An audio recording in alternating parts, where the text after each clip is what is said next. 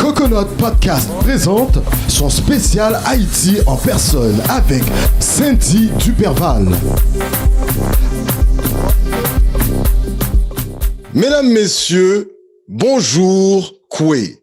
Bienvenue en ce spécial portant sur la première république noire à avoir obtenu son indépendance, et je dis bien Haïti. Nous recevons une invitée, mais alors là, je peux dire une invitée de marque, messieurs, dames, oui, afin de vous faire découvrir ce que Haïti a de mieux à vous proposer. L'artiste que nous allons recevoir aujourd'hui, elle se classe parmi les grandes pointures de ce que Haïti a à offrir à la communauté internationale et plus précisément à la francophonie, messieurs, dames.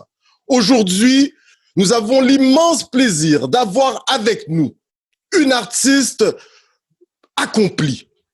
Elle est dans un premier temps auteure, compositrice, interprète, disque jockey à ses heures, mais également militante pour les droits de la personne. C'est avec un immense plaisir que nous accueillons à Coconut Podcast celle qui a foulé, mais je peux dire tous les continents, messieurs, dames, représentant fièrement le bleu et rouge. Accueillons l'enfant prodige de la francophonie du Québec et d'Haïti, je dis bien Cindy Duperval, messieurs, dames. Merci. Non, mais vraiment, si on me présente pas comme ça dans les prochaines émissions, je veux rien savoir. Là, Cindy, t'es à Coconut Podcast. Écoute, le travail que tu es en train d'accomplir, car tu es jeune, si ravissante. Franchement, cette introduction, elle est très peu, car vraiment, tu t'es taillé une place, mais au niveau du firmament des artistes de cette planète. Et nous sommes choyés que tu sois avec nous ici à Montréal, au Canada, au Québec. Cindy Duperval, comment ça va? Ça va bien. Honnêtement, je peux pas me plaindre. Honnêtement, je suis heureuse d'avoir le parcours que j'ai eu. J'ai beaucoup voyagé, j'ai eu une carrière qui a eu des hauts, des bas, une vie qui a eu des hauts, des bas, et la maturité que ça m'a fait acquérir, j'aurais pas pu l'avoir autrement. Donc, je suis extrêmement reconnaissante et j'ai l'impression, comme tu dis, je suis jeune et pas très jeune, et pourtant j'ai le cœur qui a envie de vivre encore bien des aventures. Super. Écoute, Cindy Duperval, la question que nous posons à tous nos invités, et même avant de te poser quelconque question, écoute, je me dois de te souhaiter la bonne année 2022, santé, prospérité, mais surtout succès dans tous tes projets. Écoute, Cindy, on va en parler dans quelques instants, mais en 2021, à la toute fin de 2021, tu nous as proposé un album, mais franchement, ad vitam, alors pour toujours, hein, en quelque sorte. On va en parler dans quelques instants, mais la question que je me dois de poser en début d'entrevue, en ces temps de pandémie, comment ça s'est orchestré pour toi sur le plan personnel et voire même professionnel? Nous t'écoutons, Cindy. C'est une question chargée. Premièrement, bonne année à toi aussi. Merci. Je te souhaite une année exceptionnelle 2022, s'il te plaît. Fais-nous grâce. Écoute, la pandémie, honnêtement, ça a été un coup de grâce à tous les niveaux pour moi. Au point de vue personnel, ça a été un recommencement. Au niveau professionnel, ça a été un recommencement. C'est ça, c'est c'est le renouveau. Je crois que le thème de la pandémie, c'est le renouveau. J'ai déjà vécu des choses pires. La pandémie, c'est difficile. Il y a beaucoup de personnes autour de moi qui ont perdu des gens chers. Donc, je compatis avec eux. C'est difficile et pourtant, comme je sais pas si on allait en parler ou pas, mais il y a 10 ans, j'ai fait une réaction allergique qui a Oui, brûlé. en 2009. Exactement, plus de 10 ans. Et de recommencer, je sais c'est quoi. Donc la pandémie, par contre, de tous les scénarios, c'est pas le scénario que j'aurais pu imaginer. Mais j'ai appris à voir la lumière au bout du tunnel parce que malgré la tempête, je sais que derrière, le soleil continue à briller. Je sais que parfois, les obstacles comme ceux-ci, qui sont extrêmes, qui sont imprévisibles, ben il y a quelque chose à apprendre, il y a des outils à aller puiser. Moi, ça m'a permis d'arrêter et de prendre conscience de où ce que je suis rendue dans ma vie, autant au niveau personnel qu'au niveau professionnel, et de faire des choix. J'avais tellement été en mode pilote automatique que j'avais jamais réalisé bien des choses, même sur moi. Tu sais, c'est fou. Au niveau relationnel, j'ai dû recommencer. Ça a été difficile parce que surtout, plus on prend de l'âge, plus on prend de l'expérience, on se dit, ben, je sais qu'est-ce que je veux, je sais qu'est-ce que je vaux, je sais avec qui je veux être. Pourtant, ça veut pas dire que tout est acquis. Et donc là, j'ai dû faire beaucoup de réflexions. Je crois qu'une chose que j'avais pas réalisée, c'est que j'avais beaucoup de traumatismes d'enfance qui sont restés.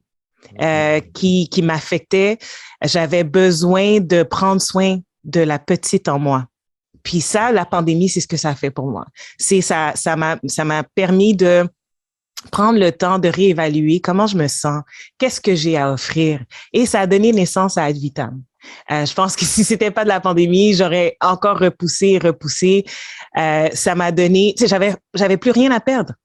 Je pense que c'est là qu'on réalise demain ne nous appartient pas. Aujourd'hui, qu'est-ce qu'on fait? Donc, j'ai pris tous les jours, toutes les minutes, les secondes de la pandémie pour justement embrasser la vie, embrasser la personne que je suis, prendre soin de mes plaies et être prête. Tu sais, aujourd'hui, je peux vraiment dire, comme jamais auparavant, que je suis prête, que mon cœur est rempli, que j'ai envie de faire l'amour aux gens à travers ma musique, même si je veux pas être en relation. Je veux vraiment prendre le temps de laisser aller tous ces sentiments, que ce soit bon, mauvais, mais à travers la musique, je pense que c'est ce que ça fait pour moi, l'art. C'est de pouvoir exprimer ces choses que je garde tellement dans des profondeurs et je me dis, ben, quand je vais quitter ce monde, je vais quitter avec rien. Mais ce que je laisse derrière moi, c'est des outils, c'est des repères, c'est partager. En tant qu'artiste, on est humain. Peu importe la hauteur ou la grandeur de mes accomplissements, je suis un être humain qui a envie de partager mon expérience d'humain, de vous dire qu'il est jamais trop tard pour recommencer. Il est jamais trop tard pour se renouveler. Il est jamais trop tard pour aimer la personne qu'on est et de faire des ajustements. Peu importe les situations dans lesquelles on se retrouve, il est jamais trop tard tant qu'il nous reste un souffle. Donc c'est ça. La pandémie, ça m'a donné un vent nouveau, une énergie complètement différente. Puis j'ai envie de partager ça. Ben, dans cette volonté de partager, tu en as parlé, ton album, ton EP, là, qu'on dit, bah, ton album, là, Ad Vitam, mais qui est cette ouverture de toi-même, ce partage, ce jardin secret qui est celui de Sandy Duperval, eh bien, avec Ad Vitam, tu permets à ceux qui t'écoutent, aux mélomanes même, de te découvrir à travers ta voix si mélodieuse. En même temps, tu en parles, ces cicatrices que tu réussis à mettre un baume, tu tu réussis à les affronter aujourd'hui étant Cindy Duperval avec de l'expérience, comme on dit. Ces cicatrices, on va apprendre à te connaître parce que tu es d'origine haïtienne, c'est bien ça. Tu es né au Canada. Oui. Tes parents, un peu globetrotters, à un certain moment, vont venir te confier à grand-maman. C'est bien ça, à l'âge de 3 ans. Hein? Oui, Voilà. oui. Alors, quand même, maître René, Daddy, maman, d'accord, va quand même te confier à grand-maman parce que bon, elle-même, elle fait ses études à ce moment, elle travaille. Donc, elle te confie à grand-maman, elle retourne vivre en Haïti, c'est bien ça? En fait, elle habitait à New York. À New York, aux États-Unis, voilà. Donc là, tu es avec grand-maman ici, et dès l'âge de 3 ans, il a peur que Cindy Duperval, et peut-être c'est là les cicatrices un peu, tu nous expliqueras après. Dès l'âge de 3 ans, tu découvres une voix, mais il y a cette relation avec la pluie. Tu aimes chanter sous la pluie. Oui. Et même tu te découvres un peu ce pouvoir de Power Ranger en quelque sorte. En chantant, tu réussis à faire arrêter la pluie. Tu contrôles la pluie dès l'âge de 3 ans en quelque sorte. Et là, tu chantes en espérant qu'en chantant, tu vas véritablement attirer les regards et ainsi, maman va revenir vite fait à tes côtés.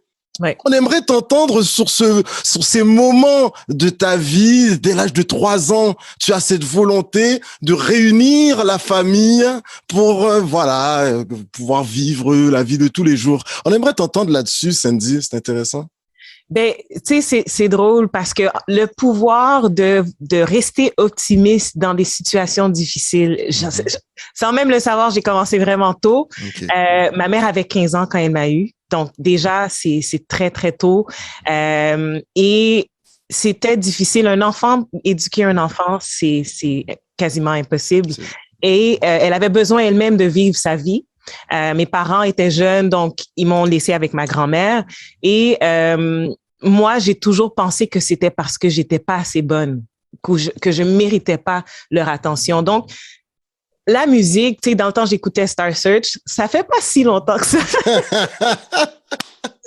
Puis, je me disais, je vais réussir à aller dans cette émission-là et on va me découvrir avec l'attention, je vais devenir une star et ils vont revenir. Déjà, mais là, c'est fou, hein, Star Search, puis là, Star Academy, plusieurs années après, ça a comme... Ben, c'est pas que ça a comme par rapport, parce que tu vas quand même te former pour arriver à Star Academy. On va y arriver, là. Ah oui. Ouais. C'est une chose d'avoir des rêves, mais il faut faire le travail. Yes. Et c'est drôle parce que justement, donc dans le mouvement des stars et tout, je me suis dit, bon, écoute, si je réussis à si c'est une place, à avoir de l'attention, un jour je vais être à la télé aussi, ben ils vont revenir. Puis malheureusement, c'est pas ce qui s'est passé, mais entre-temps, tu sais, je chantais justement à l'extérieur, faire arrêter la pluie. Je retournais avec mon peigne dans la maison, je disais "Mamie, regarde, j'ai fait arrêter la pluie." Donc c'était des heures que je chantais dehors. Finalement, c'est toujours la perception qui crée aussi la motivation et tu sais, dans le temps, souvent, je dis, quand j'écoute mes cassettes, je me dis, ben là, c'est qui m'a menti?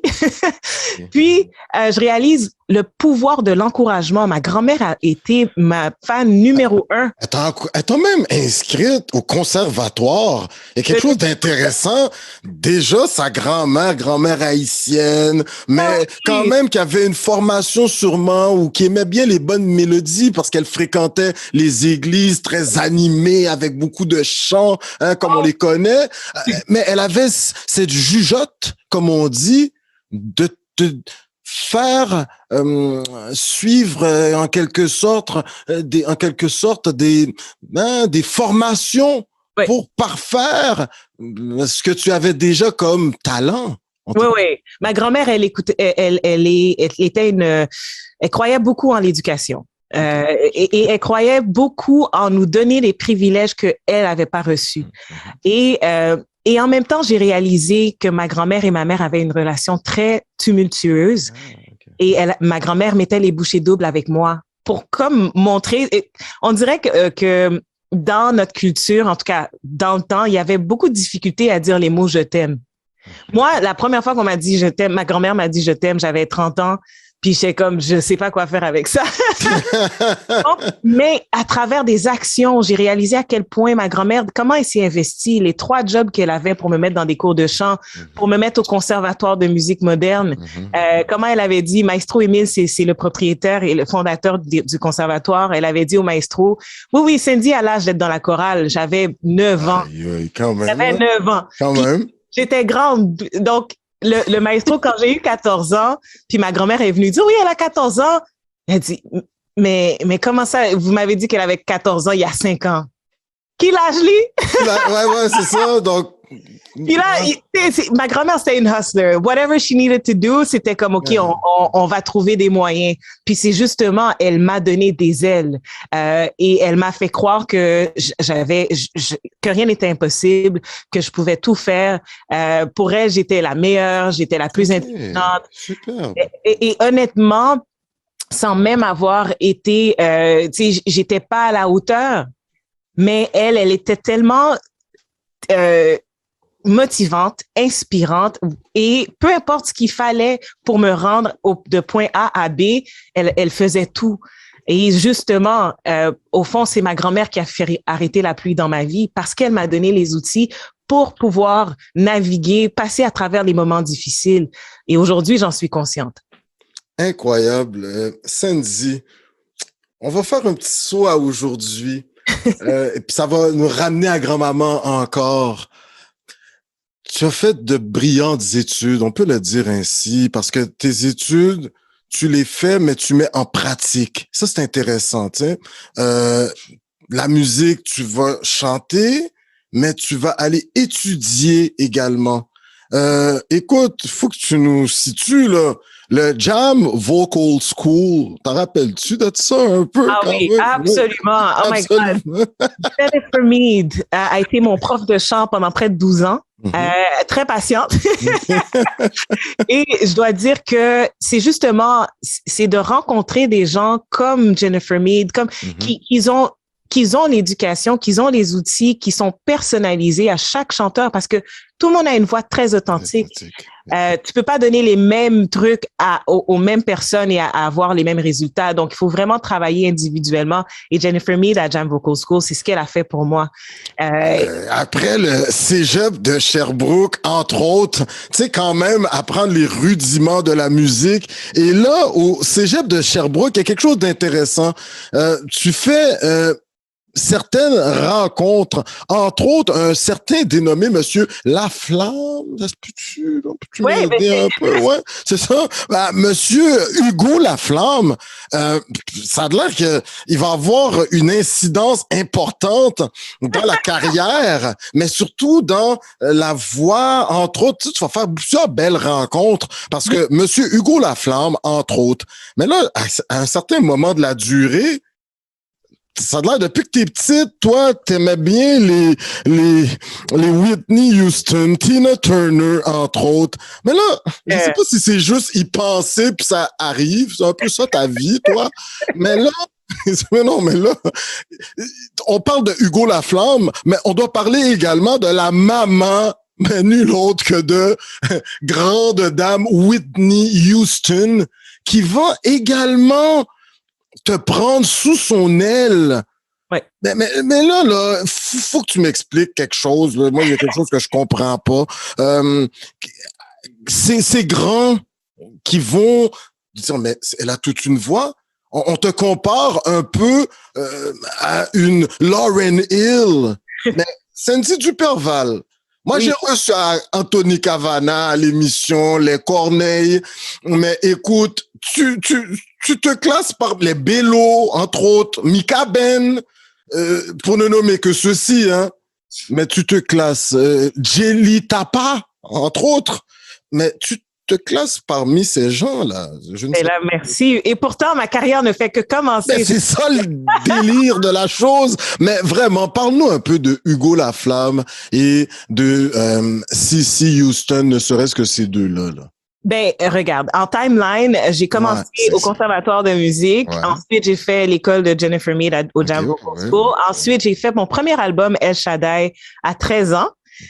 Puis là, j'ai signé avec quelqu'un qui travaillait avec le Refugee Camp, justement, Darius, qui m'a connecté avec des gens de l'équipe de Whitney Houston et j'ai commencé un album gospel où j'étais sous la tutelle de CC Houston.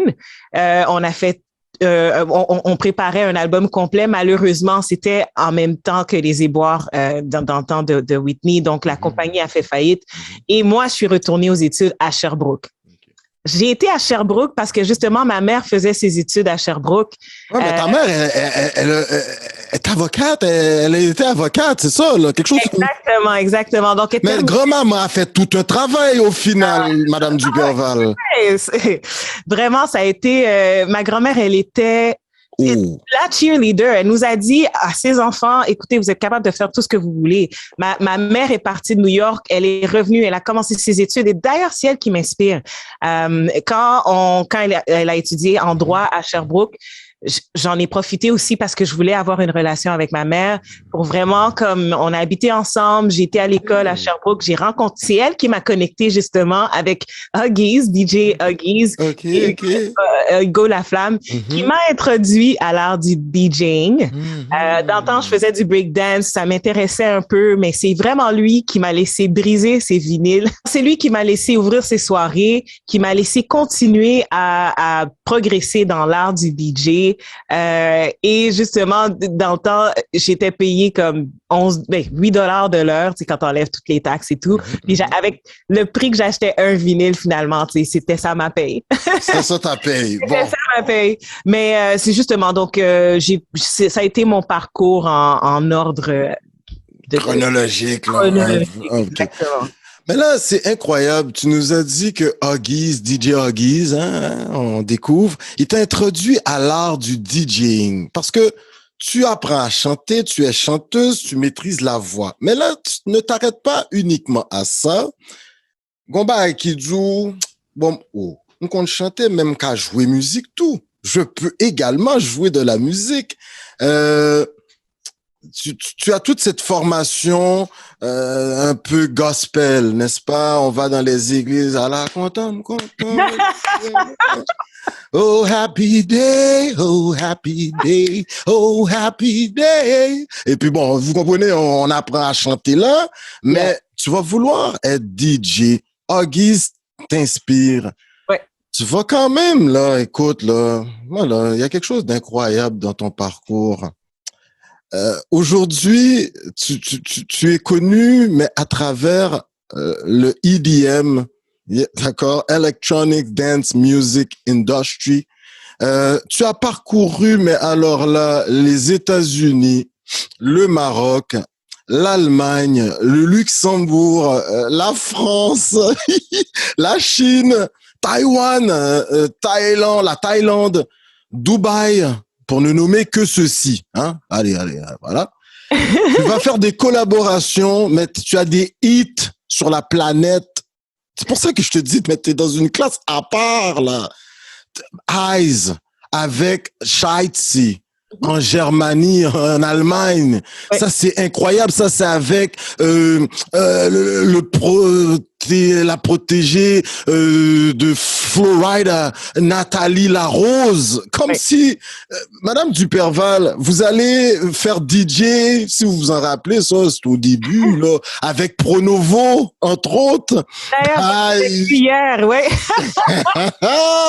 Je veux dire, écoutez, vous allez faire, ne serait-ce qu'en tant que DJ, entre autres, vous allez faire les premières parties. Non, mais là, alors là, attachez votre truc, là. Anthony, Monsieur Cavana, Madame Duperval, là, elle vous talonne, là. Oh non, tellement pas, mon Dieu. Wow, moi, j'attends une collaboration. Mais en tout cas, je l'envoie à l'univers. Anthony Cavana, Madame Duperval attend un courriel de votre part, un featuring, vous savez, avec Duperval. Ouf! Je vais continuer à travailler fort, mais j'envoie ça à l'univers. Ouais, mais là, écoute, quand même.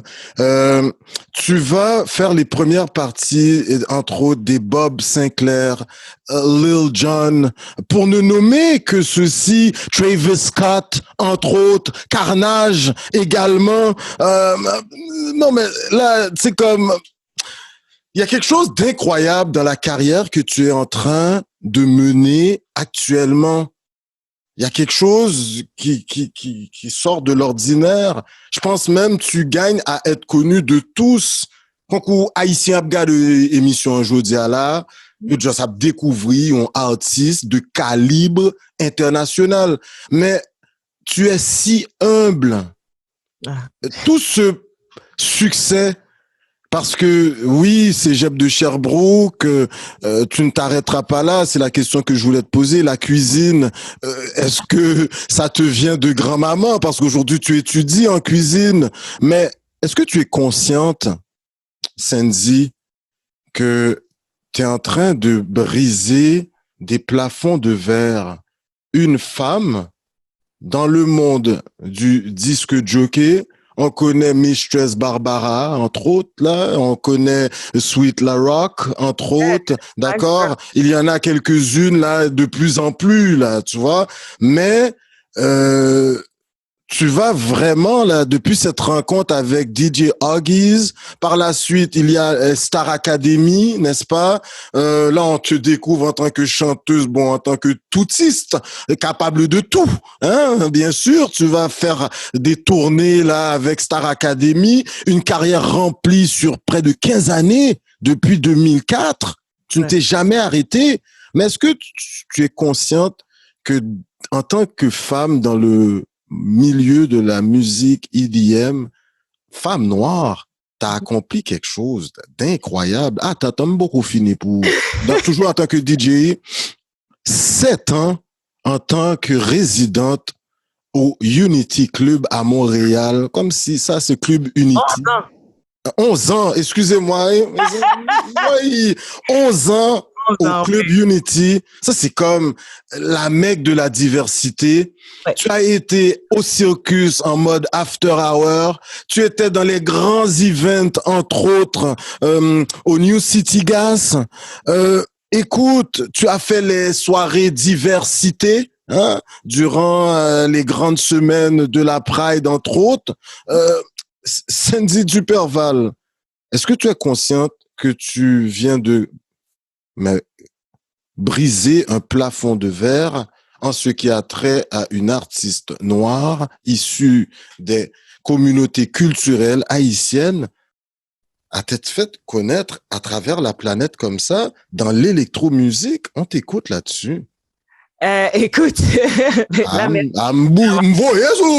wow, ben, c'est ça que tu as réalisé, madame. My God, écoute, c'est fou.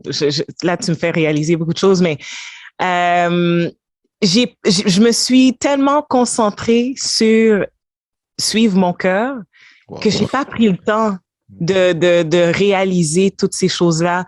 En même temps, tu sais, quand j'ai commencé, c'est souvent, tout est connecté.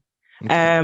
Quand j'ai fait Star Academy, ça a été difficile par la suite pour moi parce que j'étais jeune, très immature, j'avais beaucoup à apprendre, puis l'expérience, c'était trop pour moi. C'est condensé, t'as souvent décrié le fait que c'est un produit qu'ils vendaient, donc j'ai pas eu le choix de me mettre à la disposition un peu.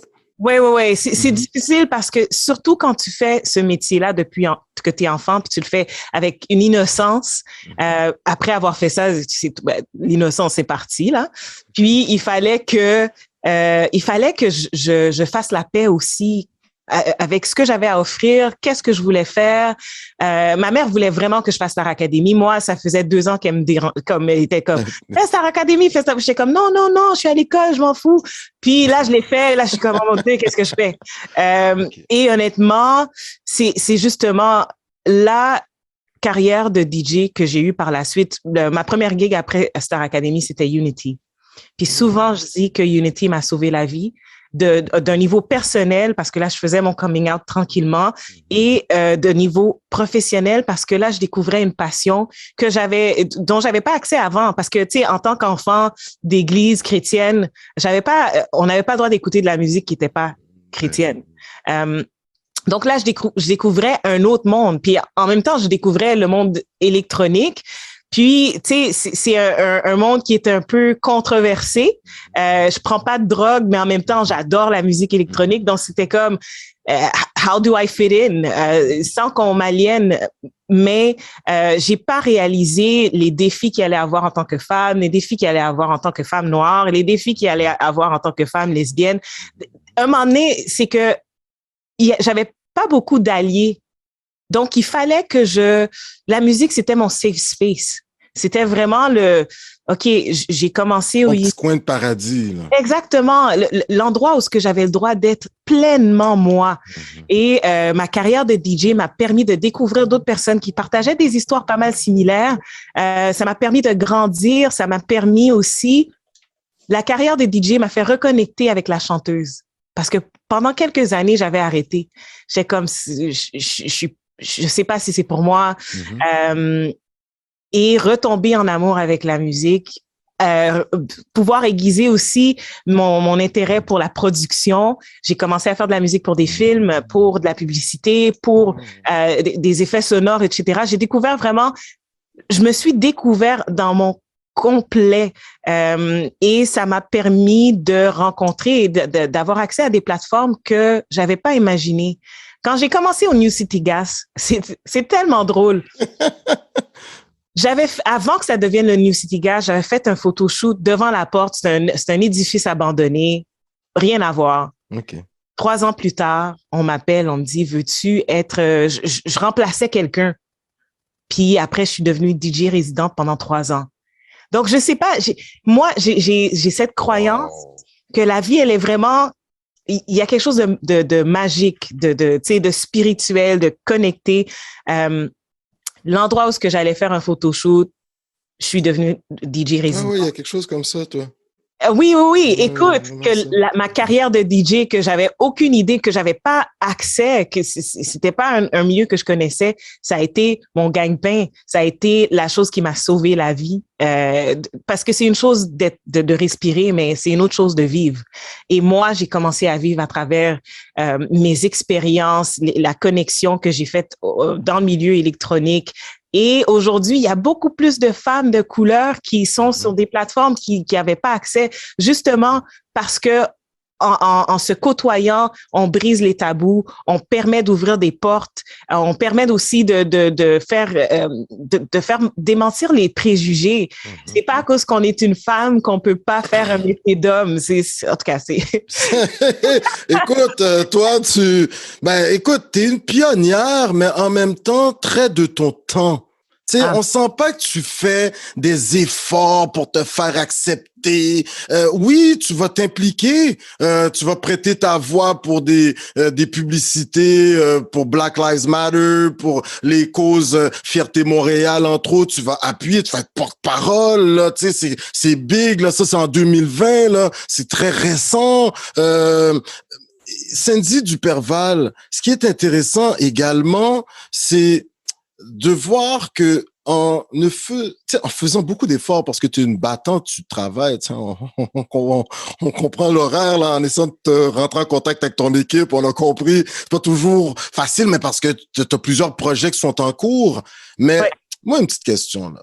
Tu sais, quand on est amené à faire le tour des États-Unis, tu sais, avec La Rose, entre autres, Fifth Harmony Reflection Tour. Ouais. Là, c'est 30 villes que tu parcours aux États-Unis. T'es comme rendu une genre de LeBron James, de la musique électronique, ou ce que si t'en vas jouer des matchs dans différentes villes aux États-Unis, on aimerait t'entendre. Candice Parker, entre autres, championne, on aimerait t'entendre là-dessus. En plus, quand tu te fais appuyer par, l'audio Sennheiser, moi, je connais avec le gros casque d'écoute, là, Sennheiser, mais trouver des sponsors de ce calibre et encore plus se faire signer à un certain moment, puis tu nous dis si c'est toujours sous leur houlette, mais par Universal Republic, hein, tu nous corriges, Universal Music Republic. Mais en fait, en tant qu'artiste indépendante... Est-ce qu'on consciente? Comme si, wow! En tant qu'artiste indépendante, j'ai pas de barrière. Donc, je suis pas signée, mais je peux travailler avec n'importe quel major label. J'ai fait la tournée pour eux. J'ai eu l'occasion de travailler avec, comme justement, en tournée avec Flo Rida, avec Nathalie Larose, qui justement, que j'ai aidé à maintenant, elle mixe et elle chante. Donc, moi, j'ai toujours eu une passion pour l'arrière-scène. C'est pour ça que mon but, c'est pas vraiment de faire parler de moi je le fais parce que bon, j'aime ça, mais j'aime faire partie des mouvements, de faire partie des tournées, faire partie des projets, des gros projets. J'ai fait le US Open. J'ai eu beaucoup de privilèges. J'ai travaillé pour des gens exceptionnels. Je me mets pas de barrière parce que c'est comme ça qu'on a du plaisir. Moi, je veux vivre une vie là que je vais pas regarder derrière puis dire j'aurais dû faire ci, j'aurais dû faire ça. Et c'est justement que malgré le fait, pendant que j'étais en tournée aux États-Unis, j'étais aussi aux études. Donc, comme tu le disais plus tôt, ma grand-mère était, c'est grâce à elle, elle était chef. Donc, j'ai passé ma vie entre la cuisine et le studio. Puis, quand elle est décédée, j'avais... En 2014, là. En 2014, Deux ans avant maman. Ouais, 2 ans après ma mère. Donc, au fond, j'étais malade en 2009. Ma mère est décédée en 2012. Ma grand-mère est décédée en 2014. Et j'avais besoin de trouver de nouveaux repères, mais qui me ramenaient et qui me raccrochaient à mes racines. La cuisine, c'est ce que ça fait pour moi. C'est mon échappatoire. Quand je suis dans une cuisine, on dirait que ma grand-mère est encore là, que ma mère est là en train d'attendre que je dise. Tu chantes du soul. Est-ce qu'on cuite soul food? Est-ce que Madame Duperval a fait un bon riz collé avec pois? Listen. Let me feed you. Écoute, ça, là, l'été prochain, là, hein, après le confinement, cet été, là, on venait dans votre cour, Madame Duperval, ou sur votre terrasse, là, sur le toit, là, puis, un bon du riz la caille, là. On va faire une émission là-dessus. Duperval à la cuisine, parce que tu es en train d'étudier en cuisine. Puis là, il y a quelque chose d'incroyable. En tout cas, tu fais des études en cuisine. Bon, ça, moi, je trouve ça fabuleux, parce que là, maintenant, c'est fin gourmet. Tu comprends? Tu sais? Mais, en même temps, tu poursuis, là, tu nous ajustes. Tu es en train de faire un bac en gestion à Toronto, U of T, où tu nous corriges? Non, c'est à George Brown. C'est le plus gros programme culinaire au Canada. Okay, oui. Je termine mon bac en gestion commerce, mais concentration, restauration. J'ai déjà mon diplôme de chef. Je dois juste, je dois faire des heures en cuisine pour avoir mon Red Seal, mon sceau rouge. Wow! Mais ça fait 6 ans que je suis là-dessus. Puis, tu sais, c'est pas toujours évident, mais il faut manger. Puis en même temps, il faut que je continue ma carrière parce que j'en ai envie. Mais c'est justement, c'est une invitation d'ailleurs. Le but, c'est de marier la cuisine à la musique. Ben, c'est ça ton prochain projet, là, ça a de l'air, là. C'est ça. Je veux créer des expériences. Au fond, c'est une immersion dans ma vie. Parce que oui, il y a eu des tragédies, puis oui, il y a eu des moments difficiles, mais le thème de ma vie, c'est l'amour à travers la musique, à travers la bouffe, à travers les rencontres, socialiser. Je pense qu'on va en avoir besoin après la pandémie, là. Puis en même temps, c'est de faire découvrir mon histoire. Tu sais, si tu manges un bon riz collé, là, t'as envie d'aller en Haïti, t'as envie, tu sais, comme côtoyer plus d'Haïtiens, là. Sandy, il nous reste très peu de temps avant la fin de l'entrevue. question à 100 000 $. On a tellement reçu de pointure à Coconut. Lorsqu'on regarde leur parcours, on voit qu'ils font des études au niveau du management. Est-ce qu'une carrière en politique, on voit de plus en plus de femmes noires? I'm trop frette, là, hein? Ça a l'air peut-être Madame Valérie Plante vous a déjà approché, Madame Duperval? On reçoit Monsieur Godric Bernier, entre autres, ce mois-ci. On reçoit Madame, président du comité exécutif, fille de Monsieur Émile Olivier, Dominique Olivier, à l'émission. T'es sur la même carte qu'eux autres, là. Madame Duperval, est-ce qu'on risque de vous voir, parce que vous faites quand même un peu de politique, vous avez été porte-parole de Fierté Montréal, quand même. Est-ce qu'on risque de vous voir en politique, Madame Duperval? Mon Dieu, j'espère que non. Honnêtement. Mais vous fermez pas la porte, là. Ah non, mais honnêtement, c'est parce que en fait, ma collaboration avec Fierté Montréal, c'est venu vraiment parce que c'est l'organisation qui m'a épaulée dans mon cheminement, dans mon coming out. Depuis Unity, Club Unity. Depuis Unity, exactement, avec diversité. Donc, c'est vraiment par connexion, par affection que je le fais, que je me bats pour les droits LGBTQ+, pour les droits des personnes noires à l'intérieur des communautés LGBTQ+, parce qu'il y a du racisme à l'intérieur. Mais là, je veux t'entendre là-dessus. On s'adresse aux confrères et consoeurs haïtiennes et haïtiens, entre autres, et tout le monde qui nous écoute. Mais en Haïti, il y a eu un peu... Et il y a encore cette problématique, mais il y a eu cette problématique à l'égard d'une mouvance là qui essaie de faire reconnaître les droits des LGBTQ+. Massimadi, un festival Massimadi, et il y a eu un accueil plutôt froid de certaines personnes encore du passé, hein, qui ont des manières de faire du passé. J'aimerais t'entendre là-dessus, toi qui es très branché encore dans la communauté haïtienne, quand tu vois que il y a encore cette discrimination à l'égard des personnes LGBTQ+. Quelle est ta réaction, toi, et quelle a été ta réaction quand tu avais vu un peu ce houler autour, là, ce tollé plutôt autour de Massimadi? Écoute, ça, je pense que ça va probablement prendre une autre entrevue. Faire ça court. Premièrement, je veux féliciter la communauté parce que oui, il y a eu beaucoup d'avancements. Au niveau de la culture haïtienne, on voit qu'il y a une ouverture. Par contre, avec l'assassinat de Charlot Jeudi, qui était représentant justement du mouvement LGBTQ+ en Haïti, on réalise que les gens qui sont homophobes sont extrêmement homophobes. Et pourtant, ce qui se passe dans ma chambre à coucher ou dans ma vie, ça devrait pas affecter la vie de quelqu'un d'autre au point à en vouloir à ma vie. Je pense que malheureusement, le combat ne fait que commencer. Ce qu'on demande en tant que personne LGBTQ+, c'est tout simplement de vivre dans notre vérité. On n'est pas là pour empiéter sur les droits des gens ou sur leur confort. Par contre, à un point où ce que ça dérange quelqu'un dans sa vie personnelle, on se dit, mais c'est quoi le problème? Hein? Donc, c'est sûr qu'en Haïti, il y a tellement de combats.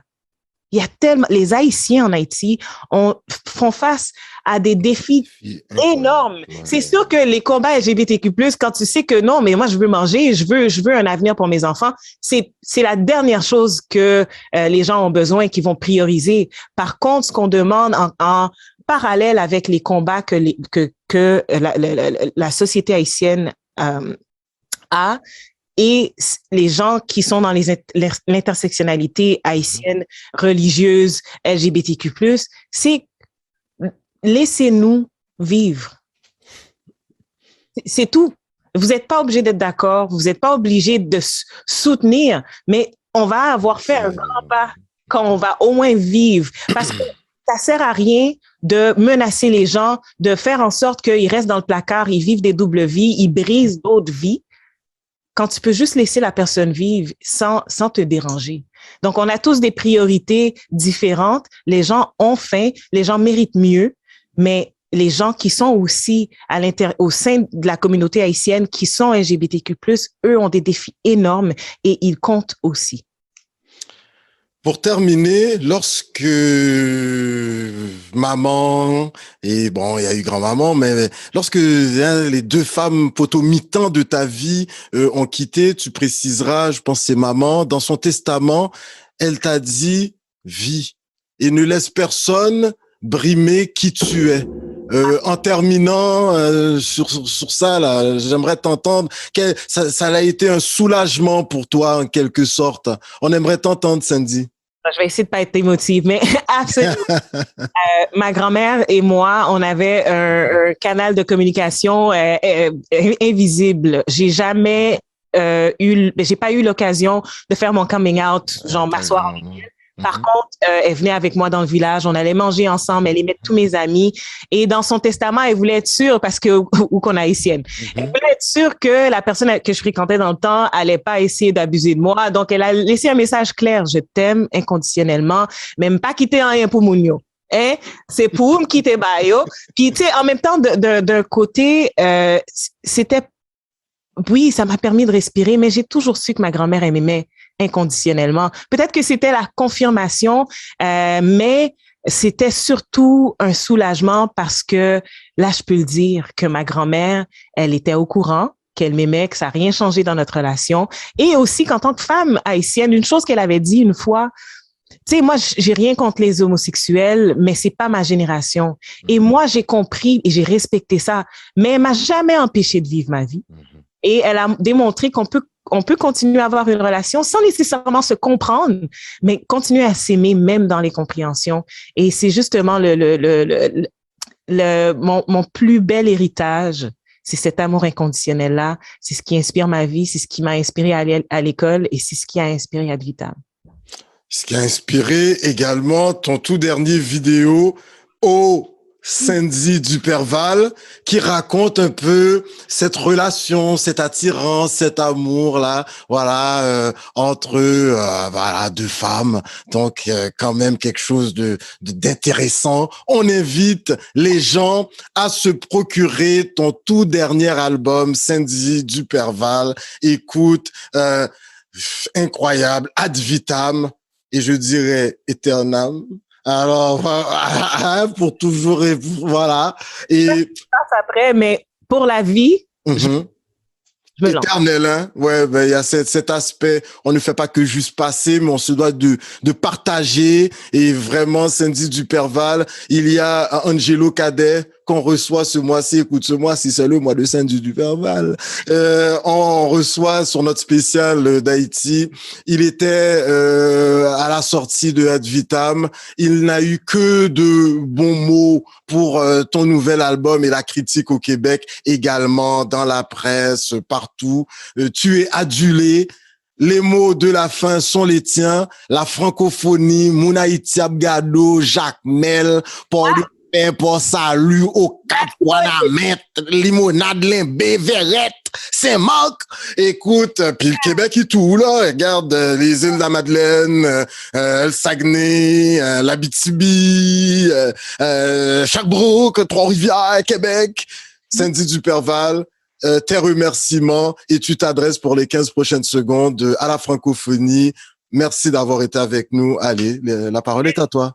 C'est simple. Merci Coconut Podcast pour tout ce que vous faites, pour la plateforme que vous avez créée, pour les gens comme moi, les artistes qui travaillent fort.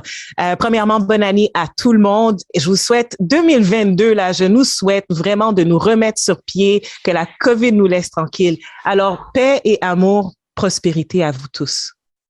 Wow, si bien dit. On sait que des fois, ça peut te prendre plusieurs années avant de pondre un texte, mais lorsque celui-ci est rendu, le rendu, il est impec, hein? Impec. Alors, Sandy Duperval, Coconut Podcast, en toute fin d'entrevue, nous avons eu la chance de faire le tour du Québec et surtout d'aller à la rencontre de nos frères et sœurs des Premières Nations. Et en langue Innu, on te dit « Chinash Kumitin ». Les Algonquins nous disent « Miigwech ». Nos frères et sœurs dans la région de Québec, nos frères et sœurs Huron-Wendat, en langue Wendat, ils nous disent « Teawek ». Plus loin, les Mi'kmaq nous disent « Welalin ». Et Écoute, nos frères et sœurs du centre du Québec, en langue abénaki, nous disent « Oleone ». Et pour terminer, dans la région de Montréal, nos frères et sœurs des Premières Nations nous disent « Niawen » et nous, eh bien, nous sommes les tenants des Taïnos et des Arawaks. Nous avons développé cette langue et nous te disons merci, merci. Merci en pile. Une entrevue incroyable qu'a prêté dans les annales, qu'a des ou soyons artistes impec. Continuez bon travail, ouais. Franchement, casse bouche bée. Ma grand-mère, elle disait, pito-nous, l'aide-nous là. Pito-nous, l'aide-nous là, mais qu'on nous belle et puis nous là, raidement. Alors, Sandy, merci en pile. Messieurs, dames, oui, nous étions avec cet enfant prodige de la francophonie, aujourd'hui disque jockey, mais connu d'à travers la planète. Elle représente fièrement le Québec, le Canada, mais également Haïti, le pays de ses ancêtres. C'est avec un immense plaisir que nous avons reçu Sandy Duperval, qui n'a guère peur de dire, mais surtout qu'elle est québécoise, haïtienne, canadienne, mais également fière représentante de la communauté lesbienne. Sur ce, on vous souhaite une merveilleuse année. Coconut Podcast vous dit, comme à l'accoutumée, Niawen, merci, au revoir!